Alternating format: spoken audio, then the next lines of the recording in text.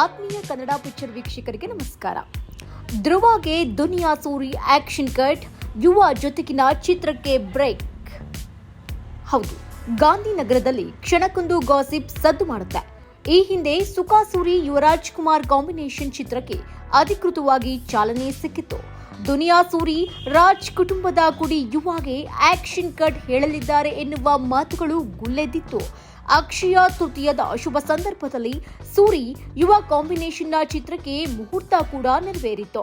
ಯಕ ಬಿಡುಗಡೆಗೂ ಮುನ್ನವೇ ಚರ್ಚೆ ಆಗಿದ್ದರಿಂದ ನಿರೀಕ್ಷೆ ದುಪ್ಪಟ್ಟಿತ್ತು.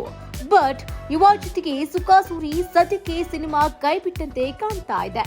ಹೌದು, ಸ್ಯಾಂಡಲ್ವುಡ್ನಲ್ಲಿ ಹೀಗೊಂದು ಬಿಸಿ ಬಿಸಿ ಚರ್ಚೆ ಜೋರಾಗಿದೆ.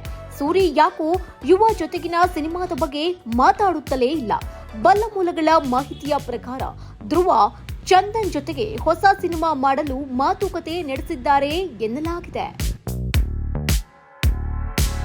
ಸುಖಾಸೂರಿ ಸಿನಿಮಾಗಳೆಂದರೆ ವಿಶೇಷವಾಗಿ ದುನಿಯಾ, ಟಗರು, ಅಣ್ಣ ಬಾಂಡ್, ಜಾಕಿ, ಕಡ್ಡಿಪುಡಿ, ಜಂಗ್ಲಿ, ಕೆಂಡ ಸಂಪಿಗೆ, ರೀಸೆಂಟ್ ಆಗಿ ಬಂದಿರೋ ಬ್ಯಾಡ್ ಮ್ಯಾನರ್ಸ್ ಸಿನಿಮಾದವರೆಗೂ ಅದ್ಭುತವಾಗಿ ಉತ್ತಮ ಕಥಾಹಂದರದೊಂದಿಗೆ ತಮ್ಮದೇ ಛಾಪನ್ನ ಮೂಡಿಸಿದ್ದಾರೆ.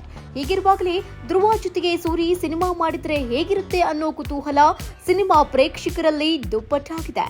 ಅಂದಹಾಗೆ ಧ್ರುವ ಸರ್ಜಾ ಸದ್ಯಕ್ಕೆ ಕೆಡಿ ಸಿನಿಮಾದಲ್ಲಿ ಬ್ಯುಸಿಯಾಗಿದ್ದಾರೆ. ಎಲ್ಲವೂ ಅಂದುಕೊಂಡಂತೆ ಆಗಿದ್ರೆ ಇಷ್ಟೊತ್ತಿಗಾಗಲೇ ಕೆಡಿ ಸಿನಿಮಾ ಸೆಟ್ ಇರಬೇಕಿತ್ತು. ಬಟ್ ಕಾರಣಾಂತರದಿಂದ ಡಿಲೇ ಆಗ್ತಾ ಇದೆ.